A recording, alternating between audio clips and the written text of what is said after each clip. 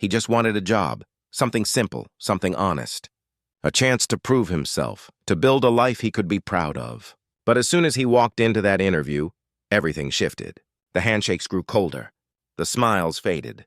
And the dream that once seemed so close began to slip away. What if the only thing standing between you and opportunity wasn't skill or ambition, but skin? His story exposes how a single moment can reveal the truth about the world we live in, and how quickly a dream can turn into a lesson in injustice. Marcus had always believed in hard work. Every morning before sunrise, he ironed his shirt, polished his worn shoes, and checked the job listings one more time.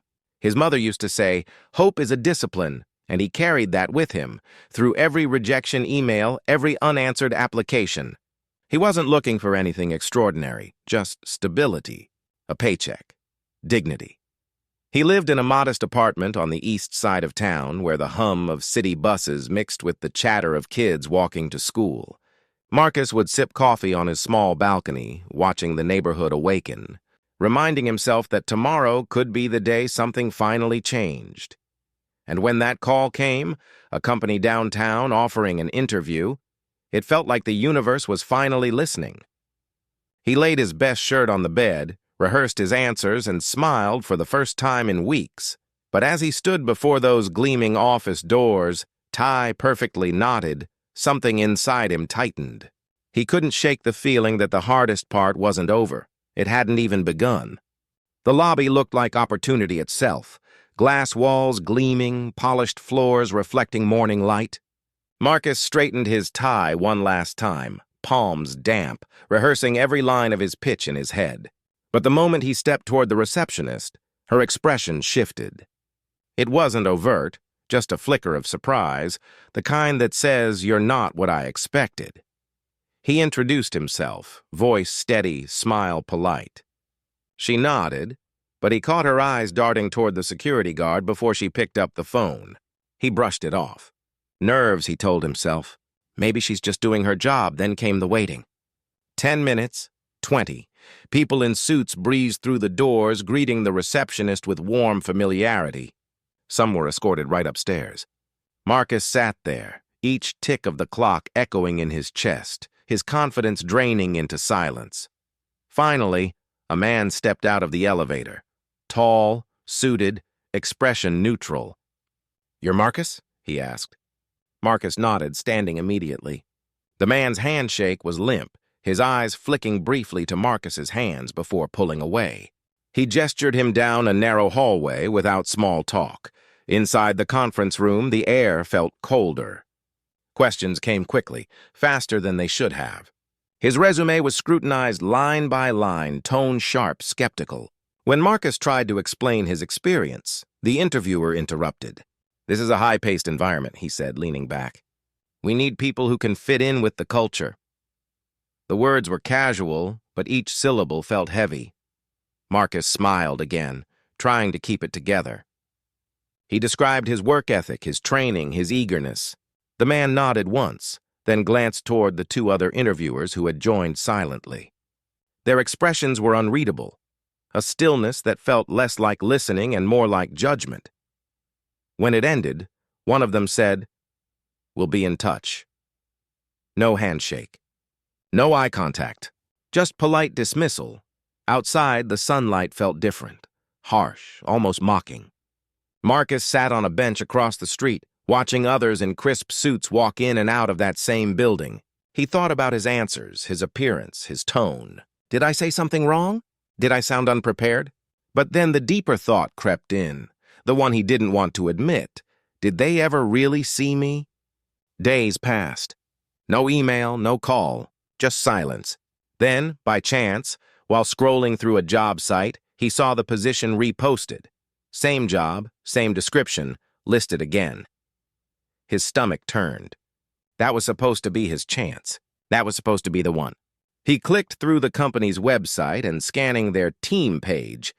The truth landed like a blow, faces smiling in every photo, all different in style and expression, but not in color. Marcus closed his laptop slowly, heart pounding. He had done everything right, followed every rule, every expectation, and still, it wasn't enough. He looked out the window, watching the world move on without him. For the first time, he wondered if qualification had ever really mattered, or if the decision was made before he even walked through the door. The rejection email finally arrived, but Marcus barely read it. The words blurred together, the same polite phrases dressed in corporate courtesy. "We've decided to move forward with other candidates." He stared at the screen until the reflection of his face faded into the glare. Then his phone buzzed. A friend from his job search group, someone who had interviewed at the same company, same position. "Got it," the message read. Marcus froze.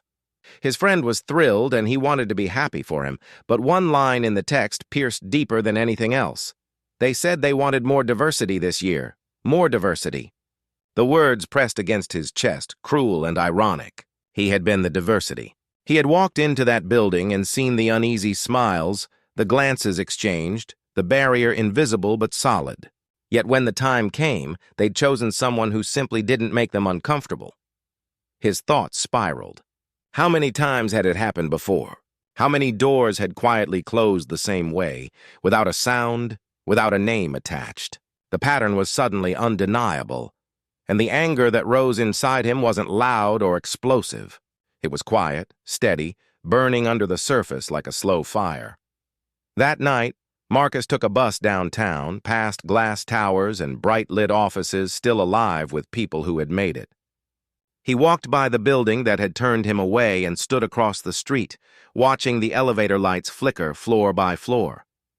Behind that glass were the lives he'd imagined, ones that looked so close, yet somehow unreachable.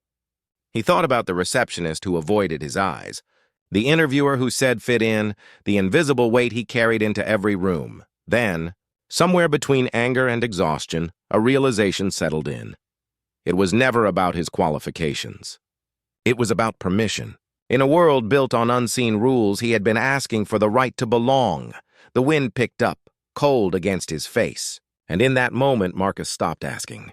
Days turned into weeks, and life resumed its quiet rhythm, but Marcus was different now.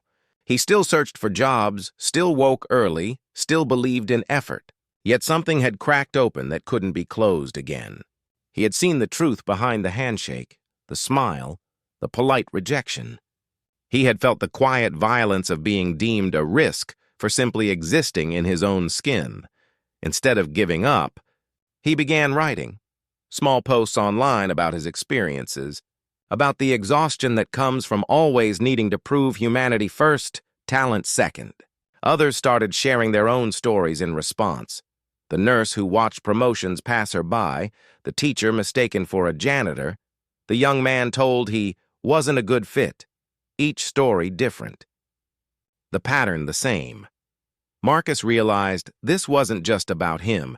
It was about a system so subtle it convinced people it didn't exist. A system that punished difference while preaching equality. He found power in naming it, in refusing to pretend it was all in his head. Some days grief lingered like a shadow, but on others, resolve took its place, because silence had never fixed anything, because change doesn't come from comfort. He still remembered that office, bright, polished, perfect, untouched. And he wondered, how many others would walk through those same glass doors, full of hope, only to leave invisible? In the end, Marcus didn't get the job. But what he found was something the world keeps trying to take from men like him. A voice that refuses to be quiet. Maybe that's where change begins. Not in the rooms we're denied, but in the courage to keep speaking even after they close the door. So the question remains, how many closed doors will it take before we finally open our eyes?